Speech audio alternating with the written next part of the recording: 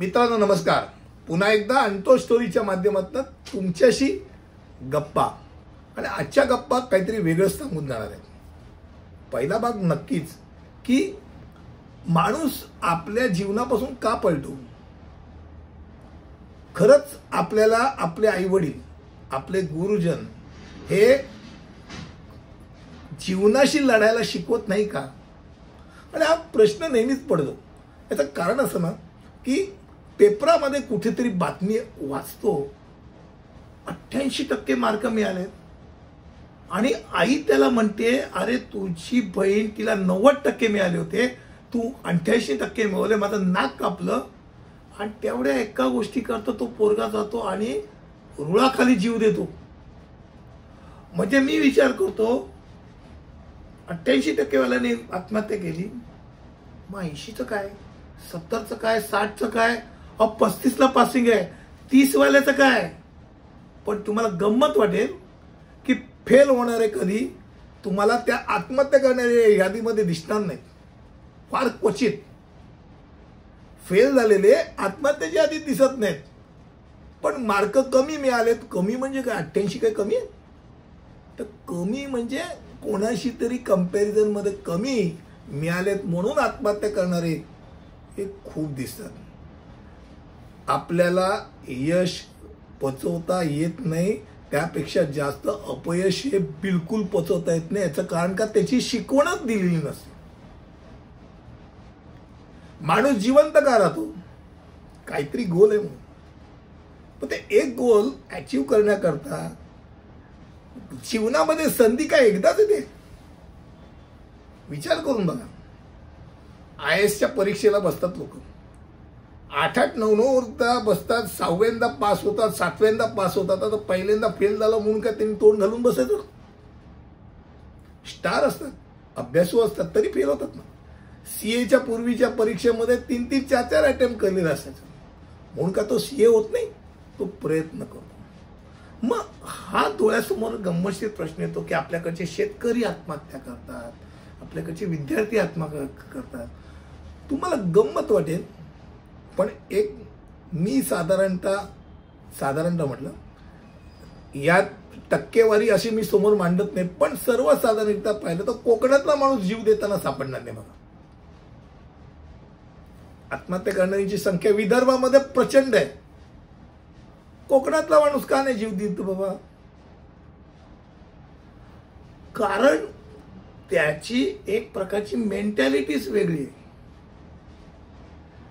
तो पुरात असतो, तो कधी म्हणत नाही पुरामुळे माझं घर व्हायला आता मी जीव देतो. त्याला ते जी संकट आहेत ना, त्या संकटाशी सातत्याने सामना करायची सवय असते. आणि कमीत कमी आपली जी काही तुटपुंजी आहे, ते तांदूळाची शेती आहे, माझं एवढंच खाणं आहे, एवढ्या खाण्यामध्ये मी एवढंच काही करू शकतो, त्यात तो सुखासमाधानी असतो. कंपॅरिझन नसतं. ज्या वेळेला हंतरून पांघरून पसरणं म्हणतात ते जेव्हा माणूस विसरतो, जेव्हा अनावश्यकता कर्ज काढतो आणि ते कर्ज फेडता येत नाही, तेव्हा जेव्हा जीव देतो तेव्हा त्याच्या मागच्या लोकांची हालत काय होते तो बघायला तो वरच असतो. आणि म्हणून पळपुट्टी भूमिका पहिल्यांदा सोडायची. आता तुम्हाला गंमतशीर सांगतो, सचिन तेंडुलकरच्या आयुष्यामध्ये त्याला बाउन्सर टाकून त्याच्याकडे वेडावून दाखवणाऱ्या माणसाला त्यांनी उत्तर दिलं होतं ते सलग 3 4 मारून. युवराज सिंगला तर याच्यापेक्षा विचित्र होणार. त्याला नुसतं बाउन्सर नाही, ते लागलं, त्याच्यावरती वेडावून दाखवलं की बघ तुला कसं. त्यानंतर त्यांनी कंटिन्युअस सिक्सर मारले. बाबा याला याला चिडवण्यात काही मतलब नाही, कारण का उत्तर द्यायला माहिती, कसं उत्तर द्यायचं जीवनाला. सिक्सर मारून आत्महत्या करून नाही. माणसानी जर तुम्ही आई वडील असाल तर तुमच्या मुलाला तुम्ही नेहमी सांगता पहिला आला पाहिजे. साप झूट. तो दुसरा आला ना तर त्याला दुसऱ्याचा आनंद कधी मिळणार. त्याला अपयश पचवायला शिका. तुम्हाला 2 मजेशीर उदाहरणं सांगतो. एक माझ्या वडिलांचं.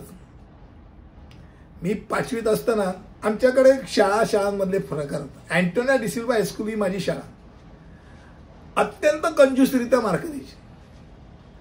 म्हणजे आम्हाला कायमस्वरूपी 2 लाल रेगा 3 लाल रेगा बघायची सवय लागली कॅलेंडरमध्ये आमची मार्कशीट टेस्ट आणि फर्स्ट टर्म आणि लास्ट टर्म. लाल रेगा बघितल्याने तर आम्हाला असं विचित्र वाटतं. लाल रेगा असलं की म्हणजे नॉर्मल आहे. 5वी पासून थेट 9वी पर्यंत लाल रेगा घेऊन आलो. 5वी मध्ये काहीतरी 3 रेगा होत्या. वडिलांना सही करता दाखवलं. वडिलांनी सांगितलं व्हेरी गुड.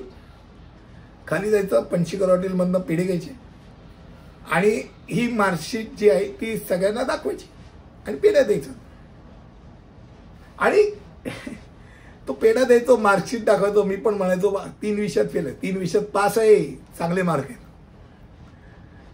तर ते लोकांना पण गंमत वाटायची. लोक 90-95ला दाखवतात, हा बाबा आपला काही निर्लज्जच आहे. पण 10वी मध्ये दुसरा होतो शाळेत, 81% मिळालेले. आणि तेव्हा कळलं महत्व की शाळा कायमस्वरूपी कंजूस मारवाडी सारखेच मार्क देणार. मी त्यावेळेला माझ्या बहिणीचे मार्क बघायचो किंवा तिच्या वर्गातले. आईला पहिला 99ला किंवा 100ला आणि शेवटचा 90-91ला. काय त्याला मार्काला काय अर्थ आहे? कोथिंबीर वाटावे तसं वाटत असायचं. मग त्याला ते कुठेतरी बारीक जरी कमी जास्त पडले तरी ते म्हणजे लहान मुलांना म्हणतात ना स्टार आणले, तर लहान पोरगा आई मला 5 स्टार मिळाले.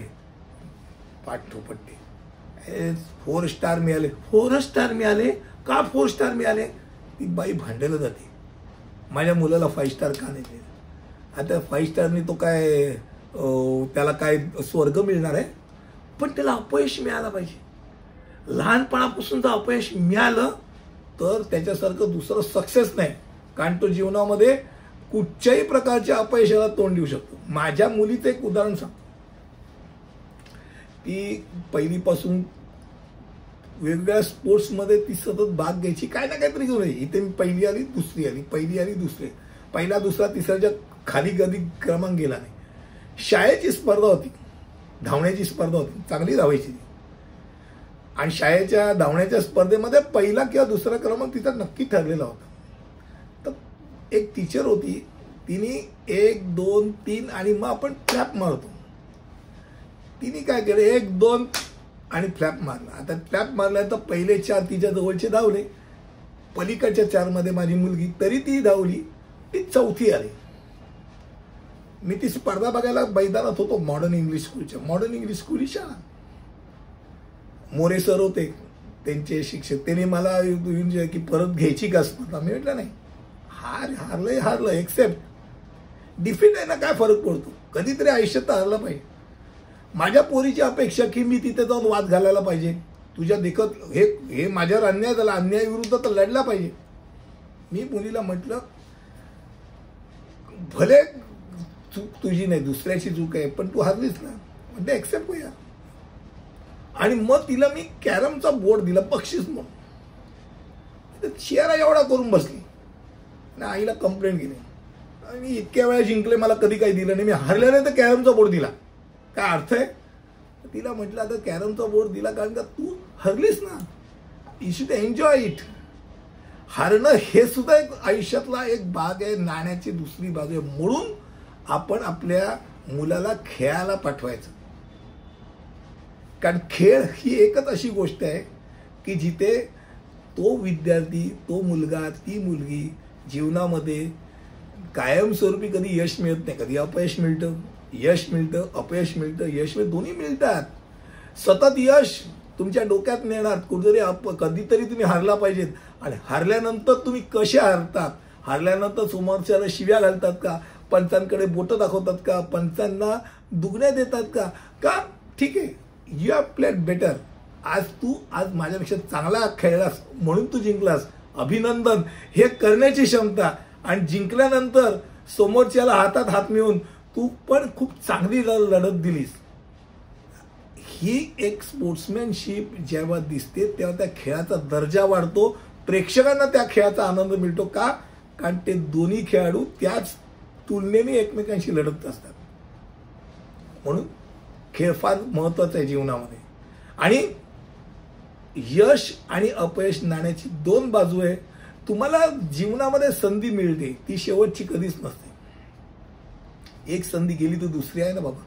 अरे फेल झाला हरकत नाही, 1 वर्ष गेलं, आयुष्य आहे ना, पुढच्या वर्षी लढ, पुढच्या वर्षी पास हो, काय हरकत नाही. कोण कुत्रा विचारत नाही 10 वर्षानंतर की तू कधी फेल झाला होता आणि किती विषयात फेल झाला, किती मार्क, आयुष्यात किती मोठे सक्सेस. थॉमस एडिसन फार मोठं उदाहरण आहे. त्याला शाळेतल्या बाईने एक त्याच्या आईला बोलवलं.